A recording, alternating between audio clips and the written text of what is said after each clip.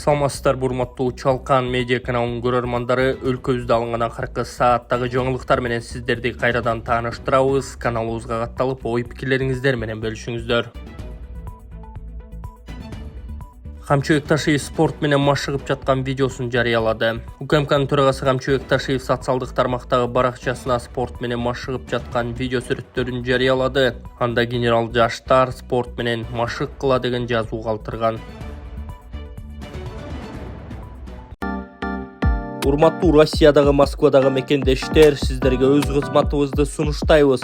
Эгерде сизге Москва шаарында медициналык книжка, регистрацияга тургузуу, ИНН СНИЛС бардык Россиянын аймагы боюнча жасоо убактысы 5 саат, СНИЛС 2 саат, трудовой договор, ОМС больницага учетко туруу 1 күндө, зеленый карта Сахаровадан Москва ичи 2 күн, 3 айлык регистрация 5 күндө даярдоо, базадан текшерүү 6 саат. Биз менен байланыш +7 997 388 36 32, WhatsApp +996 556 80 90 52. Аталган номерлерди сактап алып, биздин кызматты колдонуңуздар. Ылдам жана бат. Жапониядагы көргөзмөдө кыргыз балын уурдоого шектелген абушкага бал белек кылышты.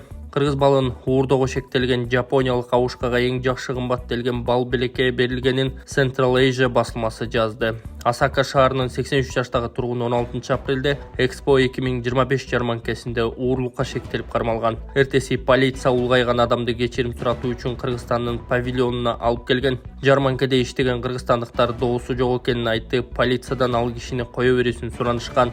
Мындан тышкары абушкага ардактуу конокторго бериле турган эң жакшы кымбат балдан белек кылышкан.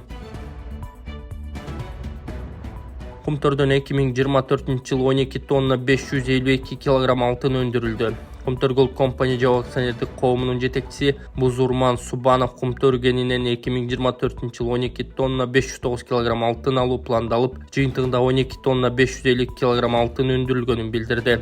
Сатылган алтындан $989 миллион түшкөн. Бул тууралуу ал Кыргыз алтын ачык акционердик коомуна Кумтөр ишканасынын өткөн жылдагы ишмердиги тууралуу маалымат берип жатып айтты. Кыргыз алтын отурумда Кумтөрдүн отчетун кабыл алды. План боюнча таза киреше $186 миллион деп белгиленсе, иш жүзүндө $397,4 миллион түздү, деди Бузурман Субанов. Кумтөр 2023 жылы Кумтөр кенинен 14 тонна алтын өндүрүү планын коюп, соңунда 13 тонна 567 килограмм алтын алган. Кыргыз өкмөтү 2021 жылды май айында канадалык Centera Gold компаниясы иштеткен. Кумтөр кенин башкарууну өз колуна алып, узак талаш тартыштан кийин 2022 жылдын апрелинде аны толук өткөрүп алган. Кыргыз алтын Centera Gold'га акциялардын 26%-ын өткөрүп берип, бардык экологиялык жана каржылык доодон баш тарткан. Кыргыз алтын ачык акционердик коому Кумтөр компаниясынын жалгыз акционери жана 100% акциясына ээлик кылат. Азербайжан Кыргызстандын өзгөчө кырдаал министрлигине 10 өрт өчүрүүчү техника берди. Азербайжан Кыргызстандын өзгөчө кырдаалдар министрлигине 10 өрт өчүрүүчү техника берди. Бул тууралуу министрликтин маалымат кызматынан кабарлашты. Маалыматка ылайык техниканы министр Бообек Ажикеевге Азербайжандын Кыргызстандагы элчиси тапшырган. Азербайжандан ондогон өрт өчүрүүчү унааларды алдык. Бул саамалык өрт кырсыгынын кесепеттерин жоюуда бир топ жеңилдик берет, деген Ажикеев. Техниканы тапшыруу аземинде эки тарап бири-бирине ийгилик каалап, бул саамалык түрк тилдүү өлкөлөрдүн достук байланышын бекемдөөгө данакер болоорун белгилешти. Туркияда кармалган кыргыз мугалими боюнча Тышкы иштер министрлиги Стамбулга вербалдык нота тапшырды.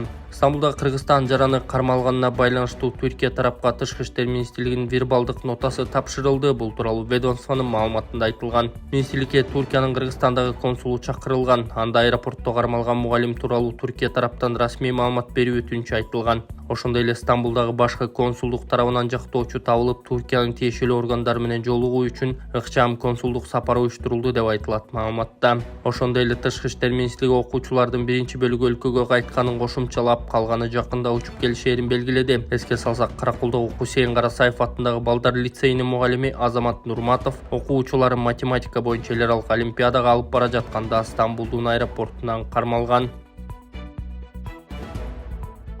УКМК төрагасы Камчыбек Ташиев Россиянын Кыргызстандагы элчисин кабыл алды. Улуттук коопсуздук кызматынын төрагасы Камчыбек Ташиев Россиянын Кыргызстандагы элчиси Сергей Вакуновду кабыл алды. Бул тууралуу күч структураларындагы маалымат булак кабарлады. Ага ылайык жолугушууда жалданмачылык беренеси боюнча шектелип кармалгандар, анын ичинде Русский дом уюмунун Оштогу кызматкери боюнча кеп болгон. Ишенимдүү булактар билдиргендей, тергөө камалгандардын баш коргоо чарасын үй камагына өзгөртүүнү мүмкүн деп тапкан. Эске салсак, буга чейин Россотрудничествонун Кыргызстандагы өкүлчүлүгүнүн кызматкери Наталья Секерина жана дагы 3 адам жалданмачылык беренеси боюнча айыпталып кармалганы кабарланган.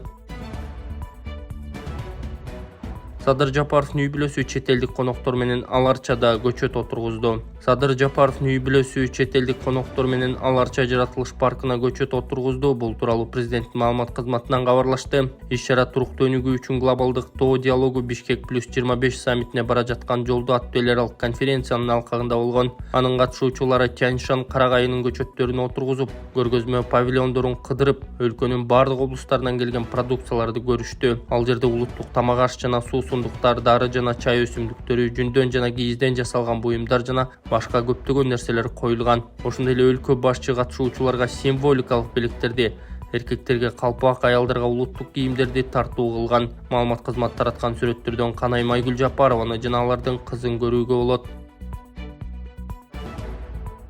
КСДПнын Султанбеков баштаган 3 мүчөсү пробация менен абактан бошотулду. Социал-демократтар партиясынын төрагасы Темирлан Султанбеков жана 2 мүчөсү Ирина Карамушкина менен Роза Түрксевер 3 жылга пробацияга алынып, абактан чыкты. Бул туурасында алардын жактоочусу Айбек Турдуев билдирди. Үчөө алдамчылык, шайлоочулардын добушун сатып алуу, шайлоо кампаниясын каржылоонун тартибин бузуу беренелери боюнча айыпталган. 2024 жылдын 13 ноябрында кармалган ал үчөө шайлоочулардын добушун сатып алууга шектелип жатканын Бишкек милициясы маалымдаган. Андан мурдараак шаардык милиция Социал-демократтар партиясынын штабынын жетекчиси алдыда болот турчу жергиликтүү кеңештердин шайлоосунда элдин добушун сатып алууну талкуулап жатат деген маалымат тараткан. Көп өтпөй добуштарды сатып алуу беренеси боюнча иш козголгон. Assalamu alaikum Kırgız elim. Аты жөнүм Алимов Дастанбек, 1999 жыл төрөлгөнмүн. Тükөстене ломкүстүк оорусу менен төрөлгөнмүн. Анан азыркы учурда сколиоз менде 4-степенге келип калды.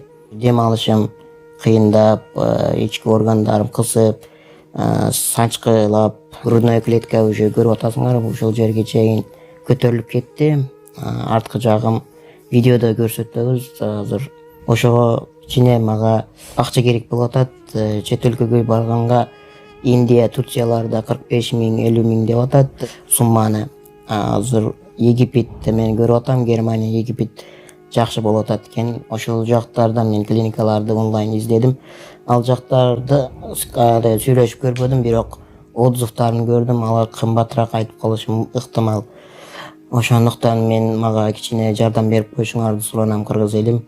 Силердин 100 сомуңар менин өмүрүмдү сактап калышы мүмкүн да. Силердин 1 литр бензиниңер же магазинден алып иче турган суусундугуңардын акчасы бир эле мени өмүрүмдү сактап калышы мүмкүн. Аллах таалам үчүн жардам берип коесуңар деп суранам. Банк номерим 51 менен 191430 деп Дастанбек А деп чыгат. Сбербанк карталар видеонун астында жазылган болот. Сбербанк картамдагы жазсаңыздар Дастанбек А деп чыгат. Кубаттуулугу 100 мегаватт болгон Куланак КЭСи 2026 жылы ишке берилет. Куланак КЭСи 2026 жылы ишке берилерин энергетика министрлигинен билдиришип, кубаттуулугу 100 мегаватт экенин айтышты. Нарын дарыясындагы станция жыл сайын 450 миллион киловатт саатка чейин электр энергиясын иштеп чыкмакчы. Бул электр кубатына болгон ички керектөөнүн бир бөлүгүн канааттандырууга, Каасамин долбоорунун алкагында экспорттук милдеттенмелерди аткаруу үчүн кошумча кубаттуулук түзүүгө жардам берет деп жазылган маалыматта. Долбоор жалпысынан 124 миллион долларга бааланып, Россия Кыргыз өнүктүрүү фонду анын 44 миллион долларын каржылаган. ГЭС электр энергиясынын тартыштыгын 18%га кыскартаары айтылган. Ысык көлдө пляжды бойлой буу бөлмөлөрүн курууга уруксат берилди. Ысык көлдүн жээктеринде объектилерди курууга уруксат берилет. Бул тууралуу буйрукка Министрлер кабинетинин төрагасы Адылбек Касмалиев кол койду. Документке ылайык өзгөчө учурларда суу четинен 100 метрлик жерге объектилерди курууга болот, бирок алар капиталдык курулуш болбошу керек. Эми ысык көлдүн жээгин Пирсте жуунуучу зонасы жок буу бөлмөлөрүн, баар текчелерин жана саркынды сууну тазалаган системасы менен коомдук ажатканаларды курса болот. Туристтик кызматты жакшыртып, келгендер үчүн ыңгайлуу эс алууну камсыз кылуу үчүн аталган сунушту буга чейин МАМ курулуш киргизген.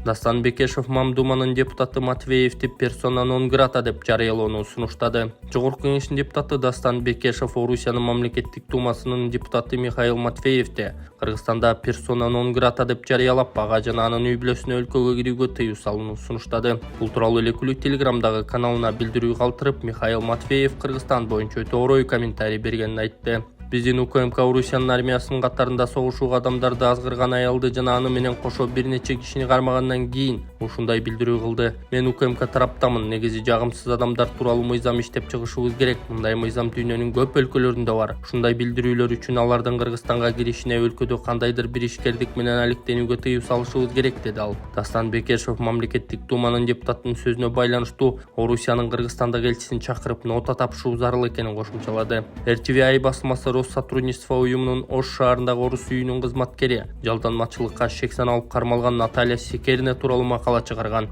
Анда мамлекеттик думанын депутаты, аймактык саясат жана өз алдынча башкаруу комитетинин башчысы Михаил Матвеев Кыргызстанды уюм деп атаган. Менин оюмча, Кыргызстанга акча которууларды чектеп коюш керек. Мисалы, орусиялык банктардан акча которуу оңой, ашынып кеткен кичинекей уюмду ордуна коюп коюу улуу державанын миллион жолу бар, деген ал. Улуттук коопсуздук боюнча мамлекеттик комитет Ошто жалданмачылыкка айыптап 4 кишини кармаган. Кармалгандардын бири Ош шаарынын мэриясынын маалыматтык камсыздоо бөлүмүнүн баш кадиси Сергей Лапушкин, дагы бири журналист Орусиянын Россотрудничество уюмунун Кыргызстандагы өкүлчүлүгүнүн филиалы Ош шаарындагы орус үйүнүн кызматкери Наталья Секерина экени белгилүү болгон. Андан тышкары СВТ жана ВВА аттуу дагы 2 адам кармалган. Алардын толук аты жөнү азырынча белгисиз. Булардын бири Жалал Абад облусундагы Майлы суу лампа заводунун кызматкери болсо, орусиялык маалымат каражаттары 4-шектүү Виктор Васильев экенин жазышты. Ал эксперт жана саясаттануучу катары белгилүү. Аларга кылмыш жаза кодексинин 416-беренесинин жалдануучулук деген айыптын биринчи бөлүгү башка мамлекеттердеги куралдуу жаңжалдарда же мамлекеттик бийликти кулатууга же аймактык бүтүндүгүн бузууга багытталган зомбулук аракеттерде пайдалануу максатында